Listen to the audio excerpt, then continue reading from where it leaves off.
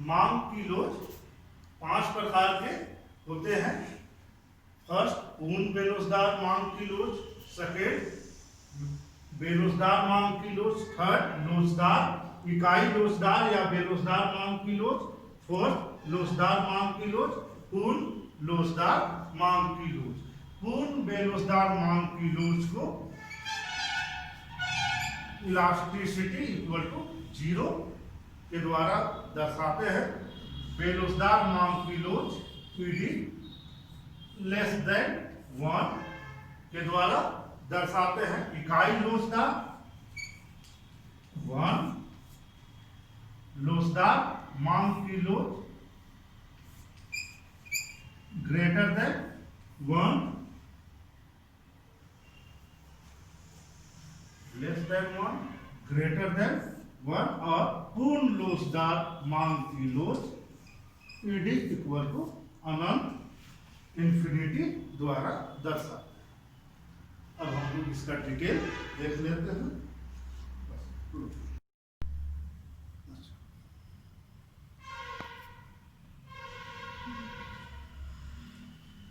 मांग की लोच 5 प्रकार की होती है। पहला, पूर्ण बेरोजगार मांग की लोच। दूसरा, बेरोजगार मांग की लोच। तीसरा, इकाई लोचदार या बेरोजगार मांग की लोच। चौथा, लोचदार मांग की लोच एवं लास्ट, पूर्ण लोचदार मांग की लोच।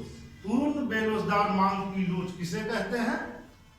पूर्ण बेरोजगार की मांग जब मूल्य में परिवर्तन से मांग की मात्रा में कोई परिवर्तन न हो, अर्थात प्राइस में चेंजिंग हो लेकिन क्वांटिटी डिमांडेड, मांग की मात्रा में परिवर्तन नहीं हो,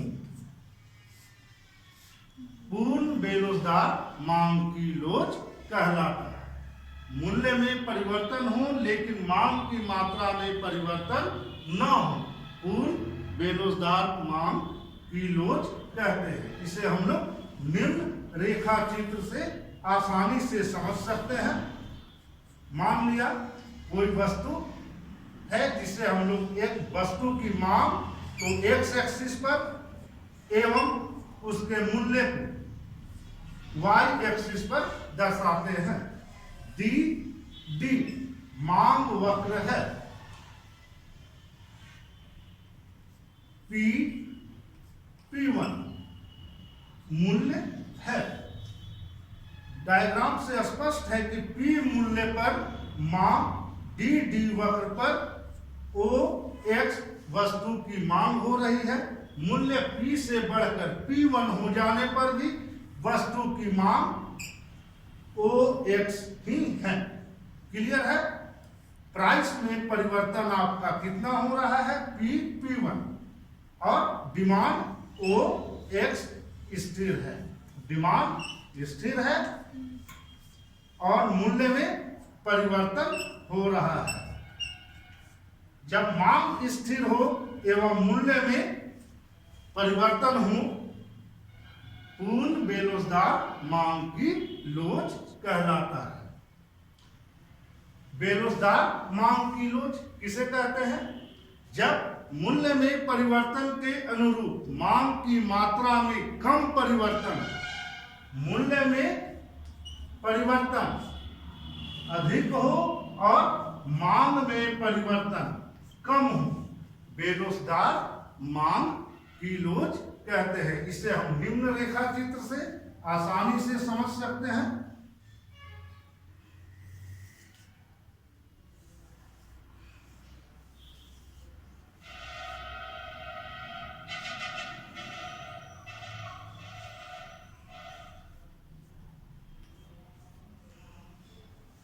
मान लिया शुरुआत में मूल्य P है तो वस्तु की मांग OX है। जब मूल्य बढ़कर P1 हो जाती है तो वस्तु की मांग घटकर OX1 हो जाती है। फिगर से स्पष्ट है P1 मूल्य में परिवर्तन है x x1 वस्तु की मांग की मात्रा में परिवर्तन है। आप फिगर देखिए, दोनों में कौन बड़ा दिखाई दे रहा है? P1, अर्थात मूल्य में परिवर्तन अधिक हो रहा है और वस्तु की मांग में परिवर्तन कम हो रहा है। जब वस्तु के मूल्य में परिवर्तन के अनुरूप मांग की मात्रा में परिवर्तन कम हो, बेरोजगार मांग की लोच कहते हैं। नेक्स्ट, इकाई लोचदार या बेरोजगार मांग की लोच। एक्स एक्सिस पर वस्तु की मांग को दर्शाएंगे, वाई एक्सिस पर मूल्य।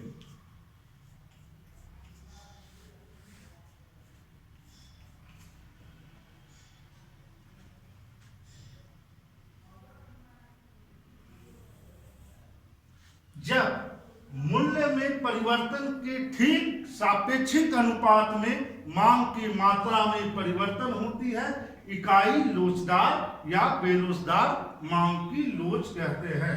अर्थात प्राइस में जितना परिवर्तन होगा, ठीक उतना ही क्वांटिटी डिमांड में परिवर्तन होगा। क्या कहेंगे? इकाई लोचदार या बेरोजगार मांग की लोच। इसे हम निम्न डायग्राम 3 से समझ सकते हैं।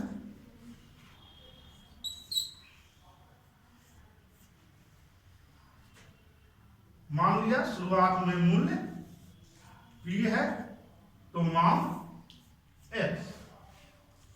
अब मूल्य बढ़कर P1 हो जाने पर मांग घटकर कितना हो जाएगा? OX1।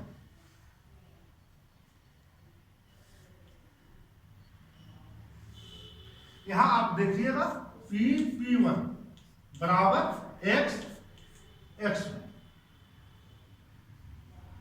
दोनों बराबर हों। P1 बराबर X1, अर्थात मूल्य में परिवर्तन बराबर वस्तु की मांग की मात्रा में परिवर्तन, दोनों बराबर हों।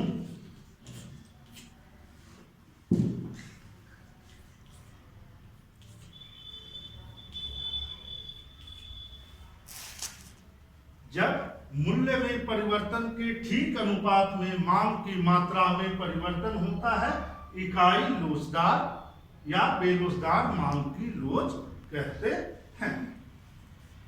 लोचदार मांग की लोच। लोचदार मांग की लोच कब होंगे? जब मूल्य में परिवर्तन की अपेक्षा मांग की मात्रा में अधिक परिवर्तन, मूल्य में परिवर्तन से मांग की मात्रा में परिवर्तन होंगे, लेकिन मूल्य में परिवर्तन कम और मांग की मात्रा में परिवर्तन अधिक हो, लोचदार मांग की लोच कहे जाते हैं। इसे हम निम्न रेखा चित्र 4 नंबर से आसानी से समझ सकते हैं। एक्स एक्सिस पर वस्तु की मांग को दर्शा रहे हैं, वाई एक्सिस पर मूल्य को दर्शाया गया है। मान लेते हैं शुरुआत में मूल्य P है तो वस्तु की मांग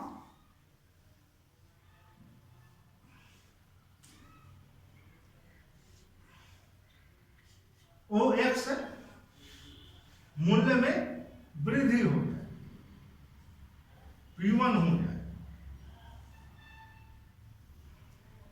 तो मांग घटकर X1 OX1 हो जाती है। डायग्राम में आप देखिए, मूल्य में परिवर्तन P1, वस्तु की मांग की मात्रा में परिवर्तन X1, दोनों में स्पष्ट है। बड़ा कौन सा है? X1। P1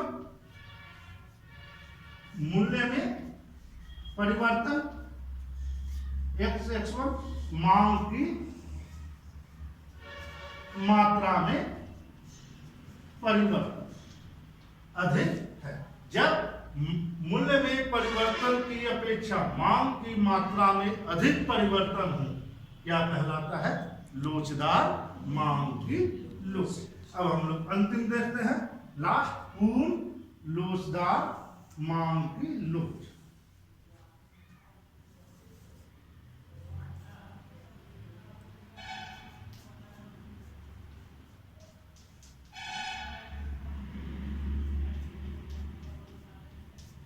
जब मूल्य में